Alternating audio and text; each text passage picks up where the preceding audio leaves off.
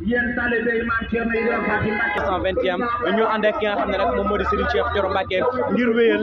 li nga xam ne moom moo di suñu campagne ñi ngi fii nga xam ne nag moom moo di ci Touba Darou Manane bu ki nga xam ne moom moo di Serigne Cheikh Awa Balla Mbacké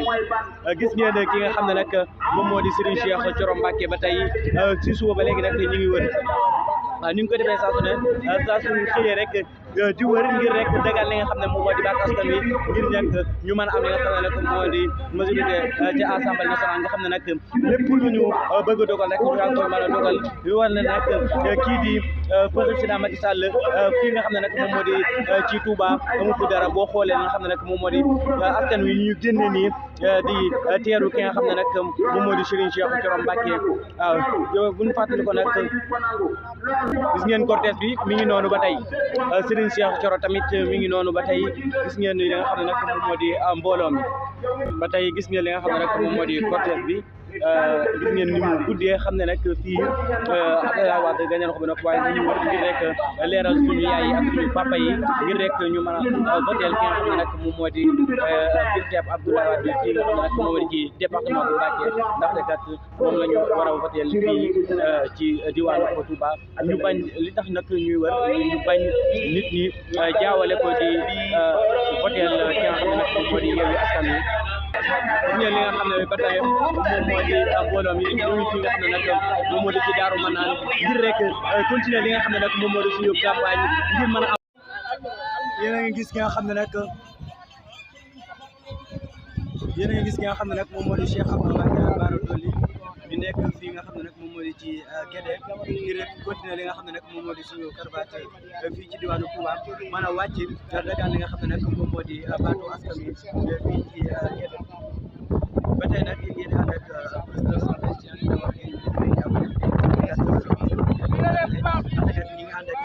ki nga xam ne moo di Cheikh Abdou Mbacké Bara Dolly ci département bu Mbacké ñu nekk fii nga xam ne nag moom moo di ci Guédé ànd fekk ki nga xam ne nag moo di Cheikh Abdou Mbacké Bara Dolly karoon nag nekk loo xam ne du lool fii nii gis ngeen li nga xam ne nag moo di nit ñi topp ki nga xam ne nag moo di Cheikh Abdou Mbacké Bara Dolly jamono ji ñu di wax ak yéen rek ñu ngi fi nga xam ne nag moom moo di ci Guédé ginnaaw ba nga xam ne nag gis nañ ñooñu APR yi ba dóor leen ñu doon ko gis noonu xam ngeen ne nag Touba moom mokk na rumbax bu xool xam ne Touba mokk na rumbax di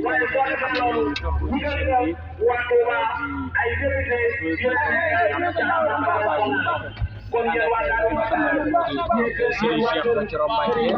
di rek amal li nga xam ne moom la ñu campagne fii ci diwaanu Touba yéen nag ba campagne yi amee kenn tooyatul ñu ngi war di rek dagaan li nga xam ne nag moom moo di baatu askan wi ngir leeral leen bulletin bi nga xam ne nag ci la ñu war a voté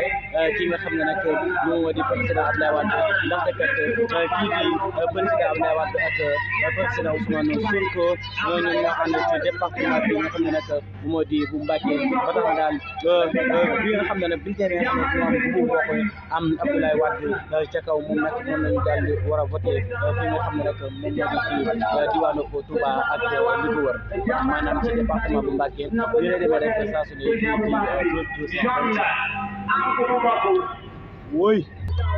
moo di ci diwaanu Touba ni ñu koy toppee saa su ne di ànd ak ki nga xam ne moom moo di Serigne Cheikh Thioro Mbacké ngir rek mën a wéyal li nga xam ne nag moo di suñu campagne fii ci diwaanu Touba di leen fàttali itam kii di Abdoulaye Wade ak ki nga xam ne moom moo di Ousmane Sonko ñoo ànd ci département bi nga xam ne nag moom moo di bu Mbacké ba tax na daal moom président Ousmane Sonko mi ngi sàkk ñu votel ki nga xam ne moom moo di Abdoulaye Wade ndaxte kat képp koo xam ne votel nga Abdoulaye Wade moom rek nga daal di